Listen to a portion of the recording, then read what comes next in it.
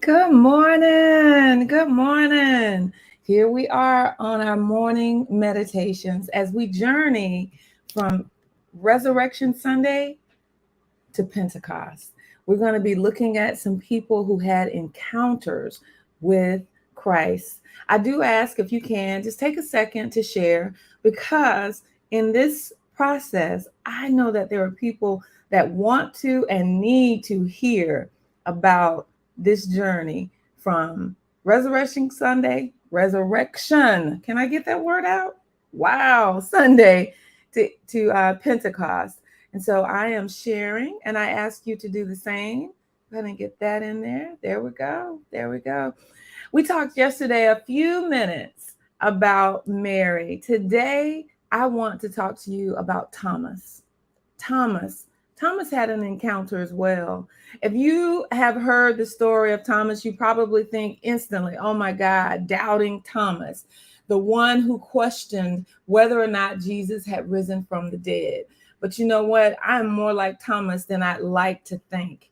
In John chapter 20, verse 24 through 29, we hear of Thomas's story following the resurrection of Christ. And I'm just going to put that up for you right quick.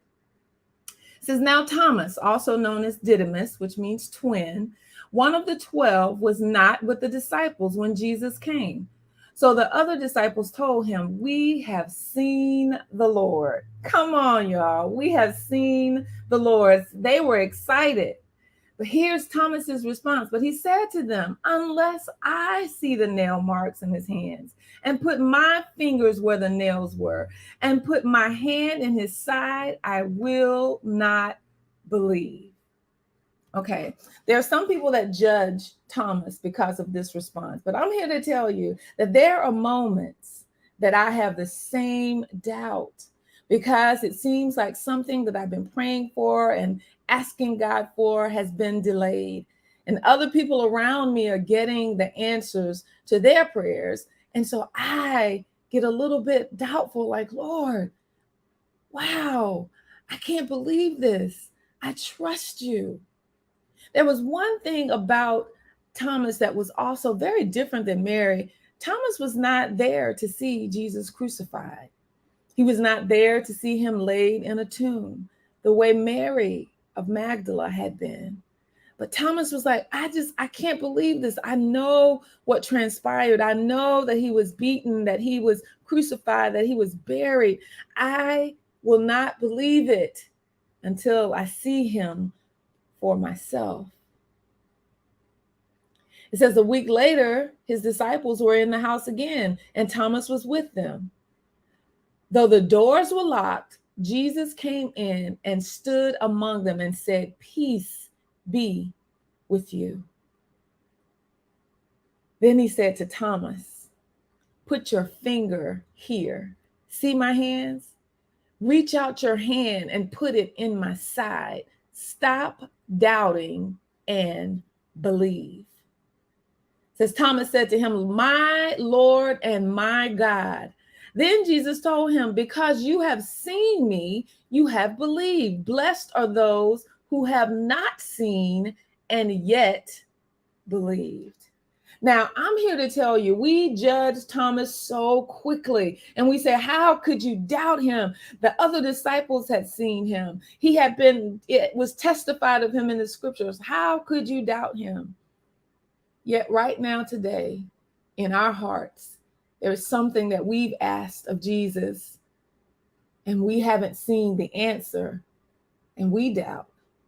Not so much doubting Jesus, but in Mark chapter 9, verse 23 through 25, it tells the story of a father who brought his son to Jesus. And when he brought his son to Jesus, it was because there was a devil in him, a demon that caused him to, it says that it caused him to be thrown into the fire often, that he would hurt himself, that he would fall and cause damage and harm to himself and those around him. And that father brought him to Jesus so that he could be delivered. When he brought him, the story goes that Jesus said, do you believe? And the father responds, yes, I believe, but help my unbelief. And so you were like, wait a minute, how can you believe, but you need Jesus to help your unbelief. Well, here's the thing. He believed that Jesus could do it for other people because he had seen it, he had witnessed it, he had heard about it. But could Jesus do it for him? And so the story of Thomas lets us know Jesus can do it for you. The story of this young man who he healed that little boy that day. He said, "Come out." And the boy was made whole. He no longer threw himself in the fire, and he helped that father's unbelief. So before we cast doubt on Thomas and we make him seem like he's just, gone off the rails, let's remember that Jesus appeared and he called him by name and he said, "Here, look at my hands. Put your hand in my side." He wants to do that for you too.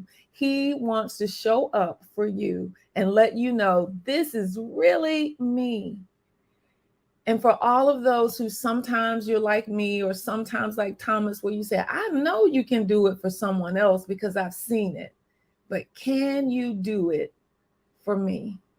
And the answer is yes, he can and he will.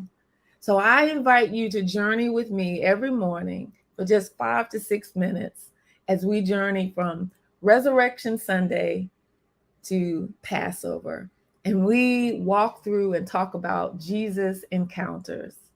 I love you. Be blessed. And remember that you are changing the world. You who thinks that you're sometimes too doubtful, you're changing the world. Have a blessed day. Standing in the street, can you hear me? Wake up from your sleep, come stand with me. Whoa, we're changing the world.